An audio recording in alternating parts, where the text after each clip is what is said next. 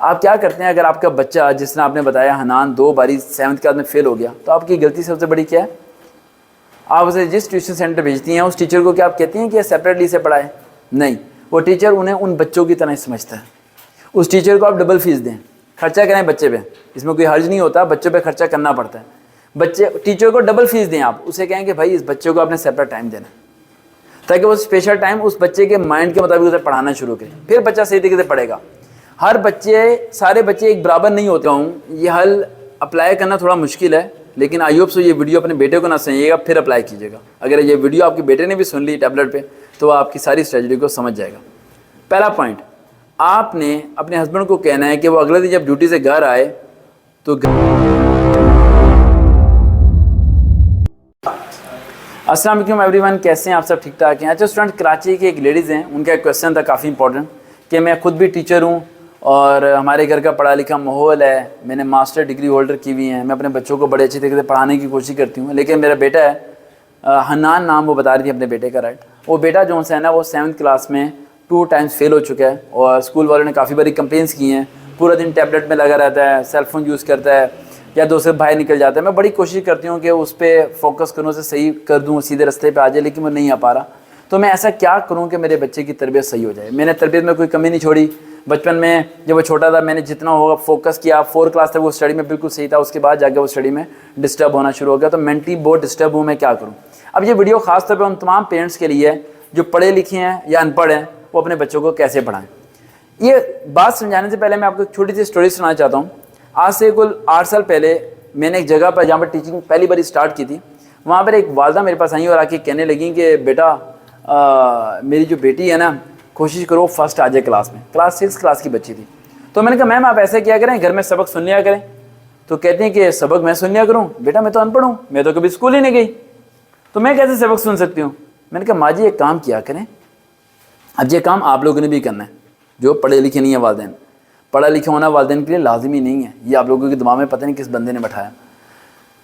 मैंने कहा जब खाना पका रही होती हैं या कोई भी काम कर रही होती है, आपने अपने बच्चों को कहना है कि बेटा सबक पढ़ना शुरू कर दो। उस टाइम आपने टीवी बंद कर देना है और बच्चों को कहना है सबक पढ़ें, और बच्चों को कहना है कि आवाज़ से पढ़ें। जब वो आवाज़ से पढ़ेंगे तो आपने सुनते रहना है। सुनने कर आपने कहना है बेटा से लिख के दिखाओ, और जब वो लिख के दिखाएंगे तो जो उसका कॉपी में पहले लिखा हुआ है उसे उसकी शक्ल मैच करनी है, सिर्फ क्या वो सेम है या नहीं, और अगर वो सेम है तो टिक मार देना, अगर सेम नहीं है तो उसे कहना दोबारा लिख के दिखाओ। और बोलते हुए जब वो पढ़ रहे होंगे, बोलते हुए पढ़ते हुए अगर वो कहीं रुक जाते हैं या वो पढ़ते पढ़ते ऐसे देखना शुरू हो जाते हैं तो उन्हें डांट दें, फोकस की जरूरत तुम्हारा तो जो करो, पढ़ रहे क्यों नहीं हो? तो इतना सा काम करना है। बच्चों को पूरी ज़िंदगी यही नहीं पता चलेगा मेरे माँ बाप अनपढ़ हैं, उनके माइंड में एक ही स्केच होगा ये पढ़े लिखे हैं और इन्हें पता है हम क्या पढ़ रहे हैं। इतनी सी अटेंशन चाहिए होती है बच्चों को। अगर वालिदैन रोज़ाना बच्चे का टेस्ट रजिस्टर रोज़ाना चेक करें तो बच्चा कामयाब हो जाता है। अगर वालिदैन रोज़ाना से उससे यह पूछें कि कितने बजे तुम अकेडमी गए हो, कितने बजे अकेडमी से तुम घर आ रहे हो, तो बच्चे पास हो जाते हैं। जो पेरेंट्स अपने बच्चों को फुल फ्रीडम देते हैं, फुल फ्रीडम, वो बच्चे फेल हो जाते हैं। जिन्हें ये नहीं पता होता कि आना कितने बजे और जाना कितने बजे, किताब खोलनी नहीं खोलनी, उन्हें अपने कैरियर की ज़रा परवाह नहीं होती, और उनके घर वाले समझ रहे होते हैं कि वो समझदार हो गए हैं, अपनी ज़िंदगी के फैसले खुद कर सकते हैं। और यही बच्चे अपनी ज़िंदगी के सारे फैसले गलत करते हैं। कोई बच्चा बड़ा नहीं होता। मैं कहता हूँ कि 60 साल का बंदा भी बड़ा नहीं है। आप देखते हो कि 60 साल 70 साल के बंदे भी गलतियाँ करते हैं। क्यों? क्योंकि उन्हें भी एक गाइडिंग पर्सन चाहिए होता है। उम्र के हर हिस्से में आपको एक बंदा चाहिए जो आपको क्या करे, गाइड करे, और बंदा वो चाहिए जो आपसे अपर लेवल पे हो। अरे 60 साल के बंदे को गाइड करना है तो वो 20 साल का बंदा नहीं गाइड करेगा, 90 साल का बंदा गाइड करेगा जी। तो फिर 60 वाला भी जिंदा नहीं रहेगा बेटा। तो वो स्टेप होता है, ठीक है। अपर एज के जो लोग होते हैं वही उन्हें गाइड कर पाते हैं, बाकी लोग गाइड नहीं कर पाते। तो ये ज़हन में रखे करें आप, क्या कहते हैं अपने बच्चे की अगर तरबियत करनी है तो उस पर फोकस करें, टाइम मैनेज करना सीखें। बच्चा कितने बजे जाता है, किन से दोस्ती करता है, दोस्त कौन है, उनके नंबर आपके पास होने चाहिए, फुल डिटेल होनी चाहिए। पॉइंट नंबर 2, आपने ये मुझे कहा कि मैं अपने बच्चे से जब टैबलेट ले लेती हूँ तो वो खाना खाना छोड़ देता है और रोना शुरू होता है, कहता है जब तक मुझे टैबलेट नहीं देंगे मैं खाना नहीं खाऊंगा। तो इसका सिंपल सा हल है, टैबलेट खरीद के दिया किसने? आपने। अब मैं जो हल आपको बताने लगा हूँ, ये हल अप्लाई करना थोड़ा मुश्किल है, लेकिन आई होप सो ये वीडियो अपने बेटे को ना सुनिएगा, फिर अप्लाई कीजिएगा। अगर ये वीडियो आपके बेटे ने भी सुन ली टैबलेट पे, तो आपकी सारी स्ट्रेटजी को समझ जाएगा। पहला पॉइंट, आपने अपने हस्बैंड को कहना है कि वो अगले दिन जब ड्यूटी से घर आए तो घर जब आए तो वो रोने की थोड़ी सी एक्टिंग करें कि मेरे हालात ख़राब हैं, काफ़ी प्रॉब्लम चल रही हैं, फाइनेंशियल क्राइसिस हैं, बिजली के बिल काफ़ी ज़्यादा हो गए हैं। तो फिर आप ना किचन में जाके थोड़ा रोना शुरू कर दें और आपका बेटा आपके पास आएगा, मामा क्या हुआ? बेटा बस कुछ नहीं, तुम जाओ सो जाओ, हालात सही नहीं है तो काफ़ी मसले बन रहे हैं घर के। तो फिर आपने क्या करना है, 1-2 दिन के बाद क्या कह देना है, बेटा ये मुझे लगता है टैबलेट सेल करना पड़ेगा।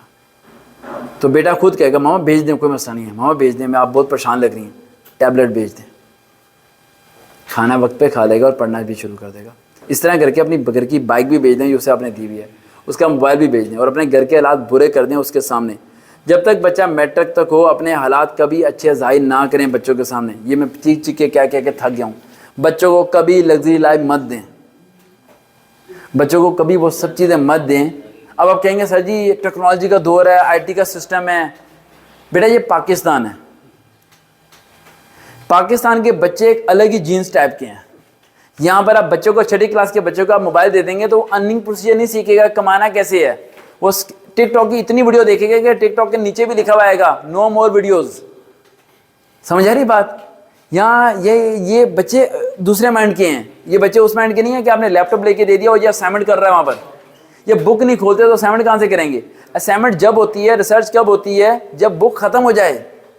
बुक खत्म नहीं होती, वो ये रिसर्च पहले शुरू कर देते हैं। आपके बच्चे लैपटॉप, इंटरनेट ये सब सर्विसेज मत दें अपने बच्चों को। ये सब चीज़ें उनसे लें लेकिन एक प्रॉपर्ली तरीके से लें। घर के फाइनेंशियल कंडीशंस को ख़राब करें, ये सब चीज़ें शो करें ताकि बच्चा मजबूर हो जाए अपनी चीज़ें आपके को सेल करने पे।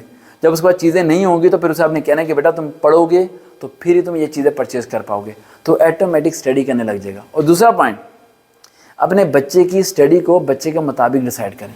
आप क्या करते हैं, अगर आपका बच्चा जिस तरह आपने बताया हनान 2 बारी 7th क्लास में फेल हो गया तो आपकी गलती सबसे बड़ी क्या है? आप उसे जिस ट्यूशन सेंटर भेजती हैं उस टीचर को क्या आप कहती हैं कि सेपरेटली से पढ़ाए? नहीं, वो टीचर उन्हें उन बच्चों की तरह समझता है। उस टीचर को आप डबल फीस दें, खर्चा करें बच्चे पे, इसमें कोई हर्ज नहीं होता, बच्चों पे खर्चा करना पड़ता है। बच्चे टीचर को डबल फीस दें, आप उसे कहें कि भाई इस बच्चे को आपने सेपरेट टाइम देना है ताकि वो स्पेशल टाइम उस बच्चे के माइंड के मुताबिक उसे पढ़ाना शुरू करें, फिर बच्चा सही तरीके से पढ़ेगा। हर बच्चे, सारे बच्चे एक बराबर नहीं होते। आप क्या करते हो, सबको बायो रखवा देते हो, सबको कंप्यूटर रखवा देते हो, ठीक है, सबको कह रहे हो 900 नंबर आ जाए, ऐसा नहीं होता। हर बच्चे की साइकोलॉजी, हर बच्चे की टेंशन सब डिफरेंट होती है, तो बच्चे को उस मुताबिक लेके चलना सीखें। Last point is the most important point, जिससे आपके बच्चे 100% पढ़ाई में सही हो जाएंगे। और अगर ना हुए तो आप मेरी वीडियो सुनना छोड़ देना। एक last point is the most important point, अगर आपने कर लिया तो फिर आपके बच्चे लाजमी पढ़ेंगे। जब भी बच्चे जो भी क्लास करते हो तो आपने उस बच्चे को यही कहना है कि बेटा this is your last class, इसके बाद हमने तुम्हें पढ़ाना नहीं है। किसी तरह ये 7th क्लास पास कर ले, 8th क्लास हमने तुम्हें करानी नहीं है। 8 में पहुंचे 8 पक्का बेटा 8 पास कर ले, 9 तुम्हें करानी नहीं है। 9 कर ले, 10th कर ले, और 10th के बाद हकीकत में उस बच्चों को ना पढ़ाएं, बच्चों को ना पढ़ाएं। आप फर्स्ट ईयर मत कराएं उन नालायक बच्चों को जो पढ़ना नहीं चाहते। मैट्रिक के बाद उन्हें फौज में भर्ती कराएं, एयरफोर्स में भर्ती कराएं, नहीं कहीं ना कहीं उन्हें भर्ती कराएं, सुबह जाएं ड्यूटी पे, शाम को आएं, और 3 साल बाद उनकी करते हैं शादी। जब उनके होंगे 3-4 बच्चे और तनख्वाह होगी थोड़ी, तो अकल आ जाएगी सीधी। फिर खुद ही आपको कहेंगे मामा काश मैं पढ़ लेता तो बेहतर होता, महंगाई बहुत होगी या तालीम मेरी बहुत कम है, ये अब वो है। और जो नालायक बच्चे होते हैं इनकी शादी बहुत जल्दी कर दिया करें। मैं बता रहा हूँ आपको, नालायक बच्चों की शादी जितनी जल्दी हो सके कर दिया करें। मैट्रिक की है, कहीं नौकरी लगवाएं, गार्ड लगवाएं, भर्ती कराएं, कहीं भी उसकी शादी कर दें आप। 5 साल के अंदर सीधा हो जाएगा वो, और ऐसा सीधा होगा कि आप कहेंगे सर जी कमाल हो गया, बच्चा तो सेट हो गया। क्यों? लेकिन एक बात में रखें, नालायक हो वेला हो तो शादी ना कीजिएगा। नालायक हो और वेला हो तो उसकी कभी शादी ना कीजिएगा, किसी लड़की की जिंदगी तबाह ना कीजिएगा, ठीक है। तो इन पॉइंट्स को फॉलो करें, अय्यूब साहब का बच्चा पढ़ने लग जाएगा। अल्लाह हाफिज़।